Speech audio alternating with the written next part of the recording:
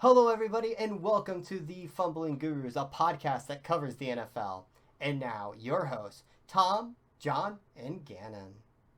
Oh, everybody, I'm John here, and I just want to say thank you guys for coming out to week 14 of the NFL season. It has been a crazy year. With me, we have Gannon. How's it going? Crazy week. Unfortunately, this week we do not have Tom. He is busy and could not make it. He sent a text message that basically said that he was so sorry. He just couldn't stomach coming here with the way the Bucs played up until the last 2 minutes of the game, which we will get into. Gannon, your Eagles. My They Eagles. we talked about them being It, maybe being a little nerve wracking here. Uh, that wasn't the case. The Eagles kind of steamrolled them. Talk me through they that game. definitely steamrolled them. A lot of people are saying this is AJ Brown's revenge tour. He did stomp them, but ultimately, like he overshadowed the MVP of the game, Jalen Hurts. Against the Green Bay Packers, ran right through them in the Titans game, threw right through them, right? like I don't think that a lot of people give Jalen Hurts enough credit. He's vastly improved from last year, and it shows. There was no point in this game where I was worried about this team losing. They just look so dominant, and yeah, Yeah, the Eagles are back on track. They had a couple down weeks. Things were a little iffy. This week they came out and Jalen Hurts put that was a statement game, man. Now you're talking about him being back in that MVP consideration and MVP talk, which is always cool. We're gonna get into the Dolphins game here, but it was fun and exciting to start talking MVPs and who could it be and cool go. stat is back to back player of the week. First Eagles player to get back to back player of the week, offensive player of the week for the Eagles. I was That's like, Yeah, I do want to go over some news real quick. So, talking about the Eagles, they destroyed the Titans. Titans fired their GM. They gave him an extension this offseason. They've been the division leader for a while. They're on their way to another division leader. They drafted pretty well. They've made some good trades. This is a good team with a winning record.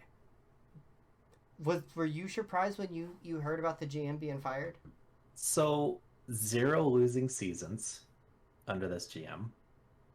Titans 66-43 record under this GM. You gotta is it AJ Brown? Is it that AJ Brown trade? Is that why they fired him? Because to me, it kind of feels like you trade AJ Brown for what, a fourth, and was it first and a fourth? That could be. I think so. And he just steamrolls you. I don't know why they fired him. I'm sure that will come out, but I'm sure that didn't help. Um, why else? You're winning. You have a winning record right now. Why would you? Why else would you fire him? Yeah, I don't know. I don't want to say like spreading rumors. I can just tell you what I've read and kind of what I've seen people question, and that is you had to remember the offensive coordinator of the Titans that got pulled over for a DUI right after the game, one of their games, I think it was. There's been some question of was he maybe allowing the alcohol on the plane? Did he have something to do with it? I don't know the answer to that. I'm not trying to allude to it or say that that's what happened as much as there's just it's just a very weird timing of it all. If you're gonna fire a guy, it's usually at the end of the year. If you're gonna fire a coach, you sometimes will fire a coach mid-year. Look at what the Panthers have done, and teams in the past have done. But coaches typically you're not, or GMs you're typically not firing mid-year. There's no advantage to it. So I wonder what that was about. I'm sure, like you said, I'm sure we're gonna find out. Super odd move though. Like mid-year, like I could see if you were had one win, but you don't. You're a winning team right now.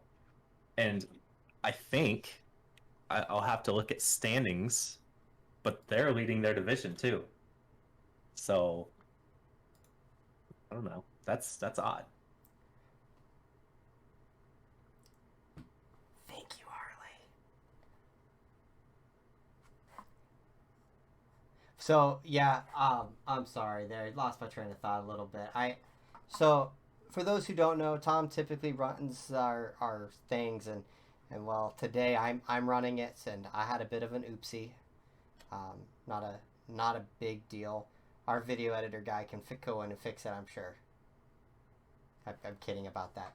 So, anyways, talking football news, some big speculations about receivers, Odell Beckham Jr.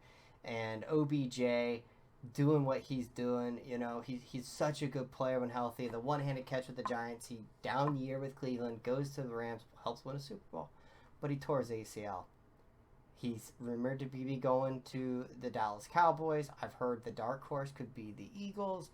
There's lots of speculation going on with him. However, Parsons told him that Odell Beckham said that he'd be ready to go in 5 weeks, which would be playoffs.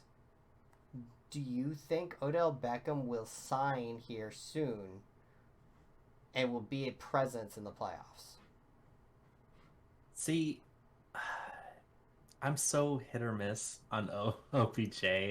Like, he's okay at times, and other times he's not. He's not a factor. Even if he goes to the Cowboys, Cowboys usually choke in the playoffs. So I don't think that OBJ going to the Cowboys is really going to help them much. Um, the only reason why I would even consider OBJ on the Eagles is if maybe Quez went out, or you want to replace Quez Watkins with OBJ. But I mean, Eagles are firing on all cylinders, and I don't think we need them. I know I think you said about OBJ not hit or miss. I know that you've said it that you are a new NFL fan. Do you remember him when he was with the Giants? mm-mm. All right. Odell Beckham, when he got drafted by the New York Giants and was playing for the Giants, he was maybe the best receiver in football. There were some guys that you could put in that list, but he was always one of them. I mean, the one-handed catch that he made, one of the greatest catches in NFL history, against the sideline, one hands up against the sideline. You've seen it. I know you've seen it because they show it everywhere. The dude had amazing hands, was having just an incredible career.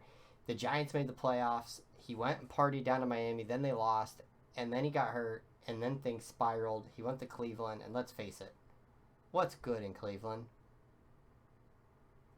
We're not going to sit there and talk too much about Cleveland because we are trying to not talk about the guy that we're not going to name. But what a great defensive effort by that team, special teams, everything but the offense, and it was kind of fun to see. Gannon. Bills are one of the top teams in the AFC. They are Super Bowl contenders. This was their year. They were supposed to be the team. They just got word today. Von Miller, torn ACL, had to have surgery. He is done for the year. What do you think? How big of a loss is that for that team? That's a huge loss. Oh man.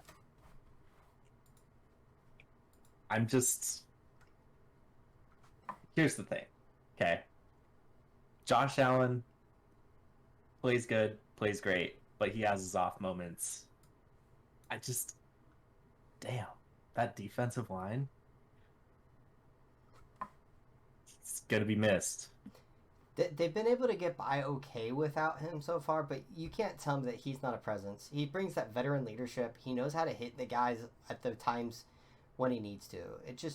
he's such a difference maker out there. The Rams obviously enjoyed him.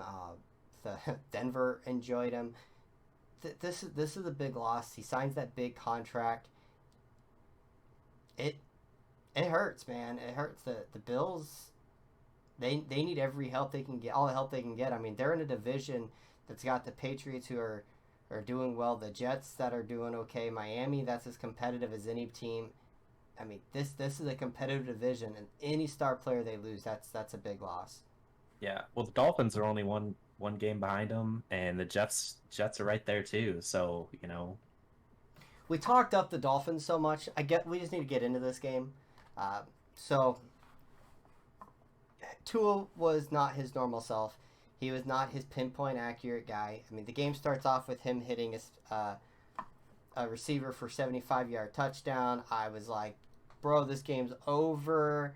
Jimmy Garoppolo, first drive of the game, he breaks his foot, a whatever, break, fracture. He is donezo for the game, donezo probably for the year. He might be able to come back in the playoffs. And Mr. Irrelevant, 7th round, last pick of the NFL draft, Mr. Brock, I think his first name is Brock, Purdy, comes in. And he looks like Jimmy Garoppolo. Nothing spectacular, but nothing bad. And he does enough, and they are able to keep the game with Miami's offense being lackluster. They miss their chances. The 49ers are able to take the lead. The defense comes in super late and makes the score appear real large, but the game was very close up until the final minutes of the game. I'll give you some quick takeaways. Number one, 49ers, they're a very good team. Miami's better. Miami is better. They had some inaccuracies. They had some uncharacteristic things happen in this game. But Miami's receivers were open. Their running game, even though they ran the ball 8 times, was relatively effective. The defense is a little lackluster. The defensive line did their job. I walked away kind of impressed. And matter of fact, I told my dad that I believe if they played 10 times on a neutral field, Miami wins 8 times.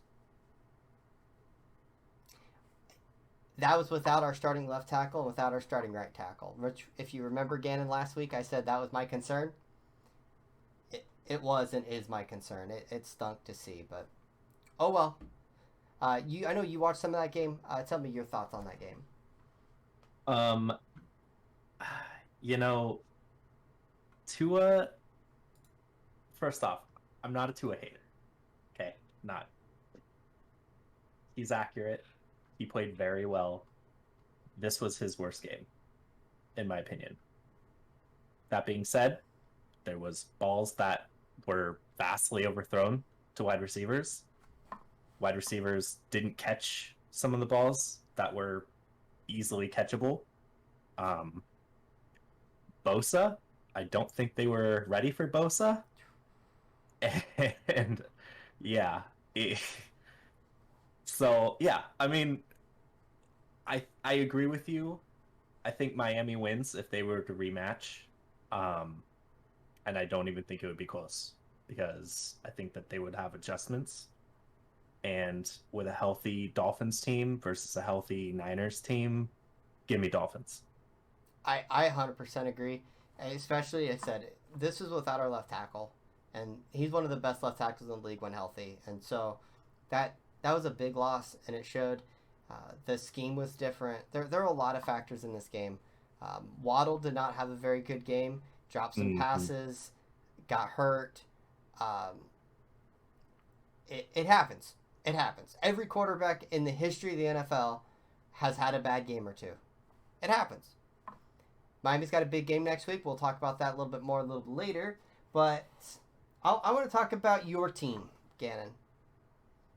The Dallas Cowboys played Jeff Saturday. And my goodness, guy. 33 points in the fourth quarter, dropping a 50 bomb on the Colts, who are supposedly one of the better defenses. Prescott has 3 touchdowns. Pollard has 2 touchdowns and 91 yards. Dallas look legit, and they're getting their star left tackle back soon. Micah Parsons is amazing. Odell Beckham possibly coming to their team. Are you looking over your shoulder, or do you know that the Dallas Cowboys are going to falter like they always do? Listen, Dallas Cowboys are going to falter like they always do, but I will give you this, okay? Dak played pretty well, all right? But I have a question for you. You want a healthy team in playoffs, right? Yes. How many of these? This isn't the first game that was very high scoring by the Cowboys. There was multiple. I think it was against the I don't know. There was two games that were high scoring. I can't recall the other one, this one, and another one. So in this game, you have that high of a score. Why aren't you resting your starters? So they scored a lot of points late in the fourth quarter. I know that there was. Going into the fourth quarter, the score was 21-19. It was close. It wasn't until they ran away with it late in the fourth. They scored 33 points in the fourth quarter alone. Prescott only threw the ball 30 times. They ran the ball 34 times.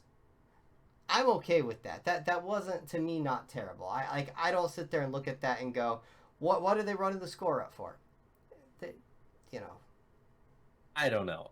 To me, you could have probably called it and put some other people in and gave your guys a break because Matt Ryan looked awful. But it was a close game until the fourth quarter. I would agree. Yeah. You're right. It was a close game until the fourth quarter, which that says a lot about the Cowboys as well. It does a little bit, but they also ran away with it with a high-scoring game. I want to keep it in the NFC East. Some people call it the NFC Beast. Commanders versus Giants. Never least. Commanders versus Giants. Oh. So, would you be surprised if I told you that I did not watch this game?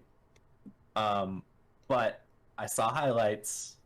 Both teams looked average. I think that it says more about the Giants to tie this game because they were a little bit more banged up than the Commanders. But, man, I hate how teams can tie in the NFL. Like, it's just, you watch it for, 3 hours and it ends in a tie. It's not appealing, you know? It's not something you like to see.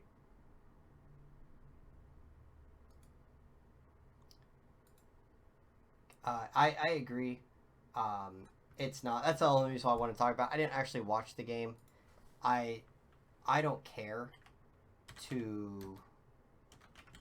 Sorry, I'm perfect.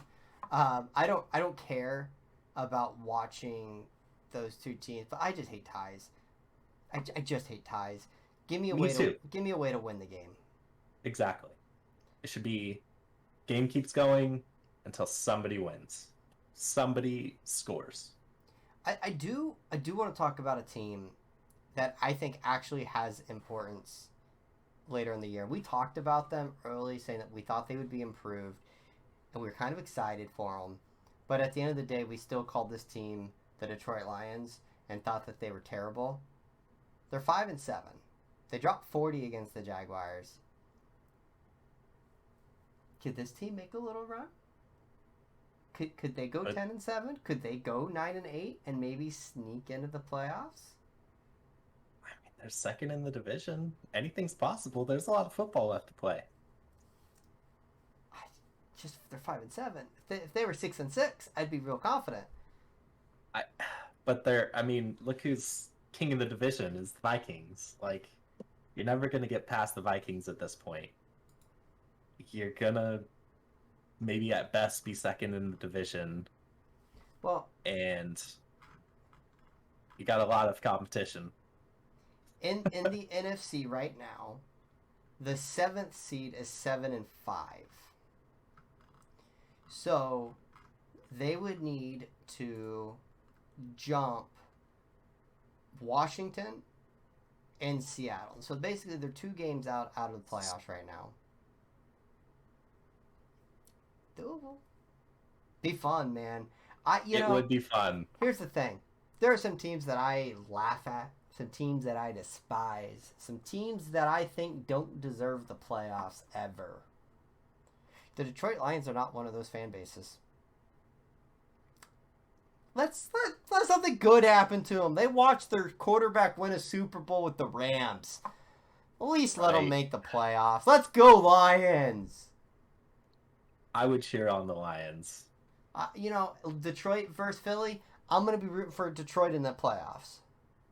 Yeah, well, you would.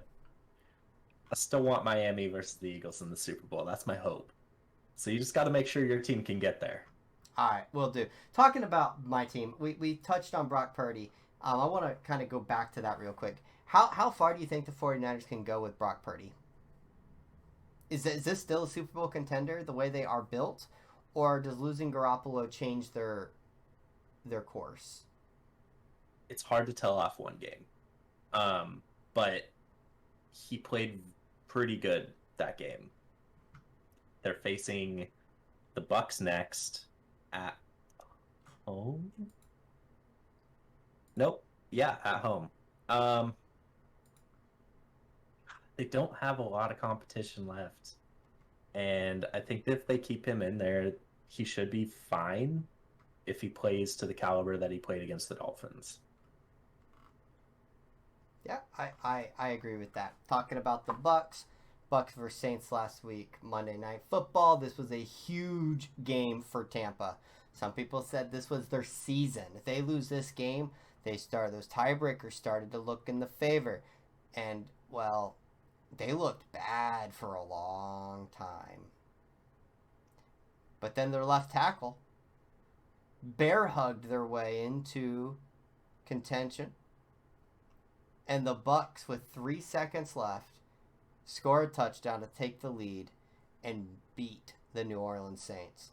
Gannon, big win like that. How far can the Bucs go, or is this still a bad team that's just done?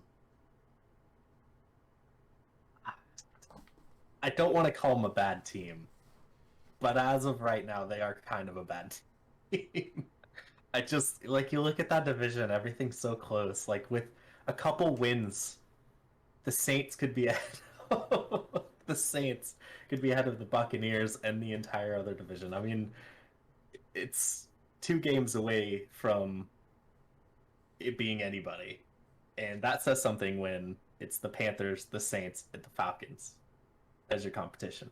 I liked that win because Eagles have the Saints' first round pick, and that's going to be real nice. But I was surprised the Bucs pulled it off. It was kind of a lucky win, in my opinion. Brady always finds a way to get lucky. It really was it's one of those things that the Saints didn't play. They played bad. The Saints did not play great. They had 2 chances to win the game. There was a second and 9 or 2nd and 10. They hit a swing past the Mark Ingram, who's hurt, dealing with an injury. And he's so hurt, he actually goes out of bounds untouched, 1 yard short of the first down. If he gets that first down, they're able to bleed the clock, they win the game. But they don't. Then they drop back, and on 3rd and long, different series, I think it's the next drive, they throw the ball. Andy Dalton hits the tight end / quarterback there, and he drops the ball. The safety comes up and hits him and dislodges the ball from his hands. Incomplete. Clock stops. If he catches that pass, Saints win. But he didn't. It just... You look at it and you just kind of say, like... Saints aren't a good team. We say this adage a lot, right? Good teams find ways to win games. Bad teams find ways to lose the games. Saints are a bad team. But I don't want to say the Bucs are a good team. I mean, they barely beat them. Like, by the skin of their teeth. And there like, are 40 seconds left. 3 seconds. 3 seconds is when he caught it. 3 seconds. And that was with the left tackle bear hugging the Saints defensive end like all game. Yeah. But you know what they say about Brady? No, what do they say about Brady? Once a cheater, always a cheater. Yeah, he's not the greatest quarterback to ever wear number 12. That goes to Aaron Rodgers. Which even then, barely. I just this season, God. Hey, Tom, if you disagree with that statement, say something, please. Right. All right, there we have it, guys. Tom didn't say anything. Therefore, what we said was accurate. Yep. 100%. That's what he would have said. Yeah. All right. So we talked a lot about last week. We said there were a lot of good games. There were some good ones, a lot of up and downs. But this week, there's some really important games, and we're gonna kind of touch on those.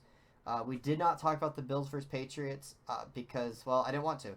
Bills beat the Patriots this week. The Bills have a chance to continue their dominance of the AFC East outside of Miami.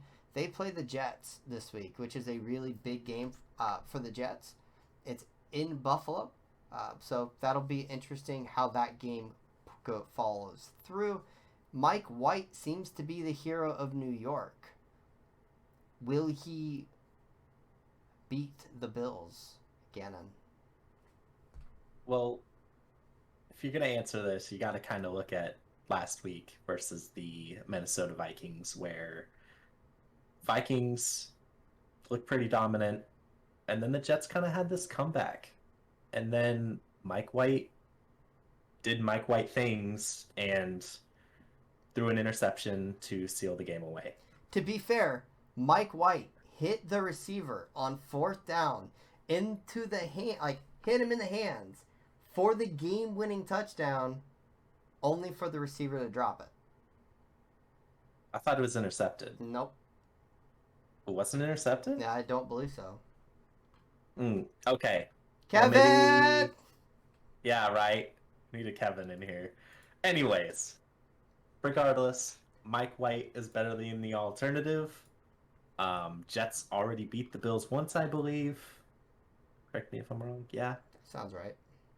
I don't think the Jets are going to pull this Bills win off, or Jets win off against the Bills this week in Buffalo. I just don't see it happening. But I do want to say that we are both accurate. It was apparently was 3rd down when he hit the receiver in the hands that dropped it. It did end in a game-ending interception. Gotcha. Okay, so it did end in an interception. That sucks. I really was rooting for the Jets to beat Minnesota, and that sucks. But I mean, talking about the Jets, like it happens, but it shouldn't. The betting guys, the betting guys absolutely do not like the Jets. Bills are a 9.5-point favorite. I've seen some weird stuff. You and me both have seen some weird stuff this season. I'm not going to give the Jets a 0% chance of winning this game. But you're not going to give them a high chance either. But I'm not going to give them a high chance of winning this game because it's the Bills at home. I completely understand. We got a terrible game on Thursday Night Football. We're not even going to talk about that. Right. Baker Mayfield, though. Oh, he went to the Rams. He went to the Rams. That's right. Forgot about that. So he requested it to be cut. They cut him and goes to the Rams. Don't love or hate that. I don't know how to feel about that. It's all going to be how it's going to be. I mean, I wish him the best. I'm not a huge fan of Baker Mayfield, but I don't hate him. He does good commercials. He had a good rookie year. He had some great moments in Cleveland. I don't know what was going on after his rookie year, but first overall pick for a reason, man. Yeah. Well, maybe Sean McVay can fix him. That's the hope. We talked about the Vikings. The Vikings are playing the Lions. Lions are 2.5-point favorites. It's always interesting when it's a 10-2 team. The Vikings aren't good. They are good or aren't good? They're not that good. They're not that They're good. not a 10-2 team, but they keep winning. But they're not a good 10-2 team. They just can't keep getting away with the wins. They just can't keep I'm getting away with it. I'm calling it right here, right now. Detroit Lions win that game by 7 points. There we go. I will back you. That means they're going That's to how lose. Put confident. all your money on the Vikings this game. All your money. No, I 100% believe in the Lions this game. Big statement at home. Goff going to throw 3 touchdowns to Amon-Ra St. Brown. If you have him in fantasy football, do not trade him. I don't care to who. Don't do it. He's very good. All right, so you agree with me, Detroit? You think Detroit's going to take that game? Oh, yeah, for sure. Well, I'm going to let you talk about the Eagles versus Giants. This is a big game for the Giants. They need this win. The Eagles need to continue winning if they want to hold on to that 1 seed. Giants obviously have one of the best running backs in the league in Saquon Barkley, but the Eagles are getting back their first-round pick. Sue has been good. Talk me through that game and give me a score. You know, the last couple weeks, I mean, Jalen Hurts has played excellent ball. And I'm looking at this Giants team. They're winning, but kind of barely. And they're kind of a scrap together team, and they are a scrappy team. But I think the Eagles are a more complete team, and I think that this game, like the Texans game, or Titans game, not the Texans game, won't even be close. I think the Eagles will run through them, just like we did the Titans. And let's go 30-15. If the Giants, to them, this is a giant game. They need this. And yes, I'm going to say that again in case you didn't catch it. This is a giant game for the Giants. They need this one. It's a divisional game, NFC game, moves them to 8-4. This pretty much would lock them into playoffs with a win. So big game. Right. But here's my question to you: is who do they have? Saquon to the left, Saquon to the right, Saquon up the middle. We stopped some of the top I know. running backs in the league. Derrick Henry. I mean, Darius Slayton Derrick needs Henry. to have a big game. I mean, look, you're not wrong, but I don't think the Giants are going to win this. I'm trying to. They need the win. They do need the win. They won't get the win. And I don't think they beat the Eagles now. And spoiler alert, I don't think they beat the Eagles when they face them again in Philly. Yeah, I'd agree with that. We'll move on. It's 2 record-wise good games, but yeah, I'm with you. I think the Giants are lucky to be 7-4-1. Remember, I said that they got to be 15-2 before I take them serious. Well, they're 7-4-1 and just tied the Washington football team. I don't take that team very serious. We've got Buccaneers for 49ers in San Francisco. We talked about this briefly. Brady, the old 6th-round quarterback who needs a wheelchair to get around, versus Mr. Irrelevant, the 7th-round pick, who some people says he looks purty. Brock Purdy. He had to do that. Absolutely. When Tua made a ridiculous play in the second half of that game, I went, boy, does Tua look purty. And my dad just looked at me and shook his head. This is a big game for both these teams. Tampa needs this win to continue to separate their horrible division, but also to show, hey, I can win games like this. They need these type of wins. 49ers need this because they want to keep Seattle away from that top seed. Also, that defense is downright nasty and is just so good. Do you give Tampa any hope in this game? It just... Last year, I would have said, yeah, heck yeah. This year, I can't really bet on the Tampa Bay Buccaneers. And the 49ers, yes, Garoppolo's hurt. But like I said before, the rookie QB, He played very well last week. This week, I think he'll do fine, and I think that the offense is clicking, and that defense is definitely clicking. And sorry, Bucks. There I you don't go. think this is going to be your night. Gannon has spoken. The Bucs are not winning another game this year. Not what I said, but we'll take it to the bank. Oh, sorry, that was the Jets that you said back in like Oh, week yeah. 4. Boy, That's we true. we were a little off on that, weren't we? Yeah, I also said, man, for the Giants to be relevant, they have to beat the Ravens. They beat the Ravens. I stuck by my 15-2. Listen, I like that one better. I'm jumping ship. They somehow have to be 15-2 for us to take them serious. Yeah. Biggest game of the week is Sunday Night Football. They flexed it into this time slot. This is a monster game. This is a monster game for Tua, who is going up against the quarterback taking one spot behind him. This is the winner versus the social media quarterback. This is Tua Tagovailoa versus Justin Herbert. With a win, Miami pretty much locks themselves into the playoffs and knocks the Chargers out of the playoffs. With the win, the Chargers continue their playoff track while making Miami near impossible to win their division. What are you excited about in this game? Are you excited about this game? Of course. You know, like the Dolphins have been on a tear as of late, except for last week. We'll just scrub that from existence. You know, Chargers aren't a bad team, but they aren't necessarily a good team. I mean, I think that Miami has every tool to beat them. It sucks that it's not at Miami. I don't know if that would matter very much. I think that Miami's gonna come away with a win here. But Tua, clean up your act. That's all I gotta say. I'm going to tell you what I hope.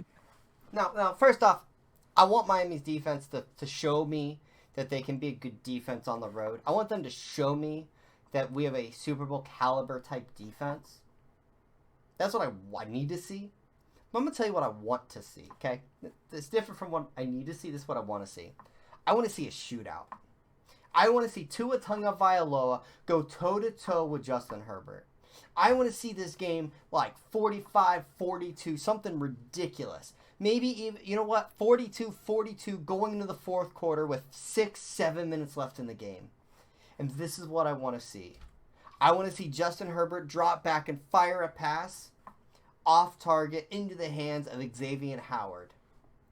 And then I want to see Tua Tagovailoa come into the game with like 4.5 minutes left. No timeouts, maybe one timeout. And just go right down the field methodically and score a game-winning touchdown with like 32 seconds left in the game. And Miami ends up winning this thing like 49-42. Because I want Tua Tagovailoa to show that he was the right pick, that he is an MVP-type player, and that Justin Herbert can stop, like people can stop talking, should Miami have taken him? Because they took the right guy. This is a big game. That's not what's going to happen. I don't believe that. That's just what I want to see. But Herbert is known for that fourth quarter pick. Tua is known for that fourth quarter touchdown. Tua's got the big winning record. Herbert's got the big numbers. This is lots of layers to this. I am so excited. So you said that Dolphins get kicked out of playoff chances if they lose? No, they just can't win the division. Mm. If they win this game, I think I heard or read somewhere that their win playoff odds go to like 96%. Oh wow! And if they lose this, I want to say it drops to like 70%. Like they're still in the playoffs, but the chance to win the division goes way down. They are looking like they're going to get their left tackle back. That's huge news. They went and signed a tackle off the streets. That's probably good news. The defense, I keep waiting for Byron Jones to get healthy, and I don't know why It's like that's the missing piece, but he's been hurt all year, so I can't. What do you can't hold your breath for him? Miami's defense isn't great, but Chargers defense isn't great. Chargers lose games that they shouldn't lose, and in fun fashion. So Sunday Night Football, prime time, Tua Tagovailoa, show us who you are. That's all I gotta say. Tua Tagovailoa. Say that 10 times fast. I'm going to throw a score because I had you give me a score. I'm going to predict Miami goes on an absolute tear. I'm going to say 38 to 24, 27. I think Miami wins comfortably. I think the defense does enough. Herbert maybe does some good things, but not quite enough. And Miami walks out of there. Waddle is expected to be fine. He said that, yeah, he was nicked up, but that he was good to go. No expectation to miss this game. So I'm excited for it. The Monday night game, honestly, it's Patriots versus the Cardinals. Call of Duty's still pretty new, so Kyler Murray, sorry, bud. New England, well-coached team. Versus Arizona, poorly coached team. I don't know. Do you want to say anything about this game? Pats are probably going to win. Kyler Murray's probably got to finish his battle pass. There you go. The Monday night games have just been terrible as of late. They really have. It's kind of sad. So something that kind of came out today that I just glanced at the article is Andrew Luck spoke for the first time, basically one of the first times since he retired.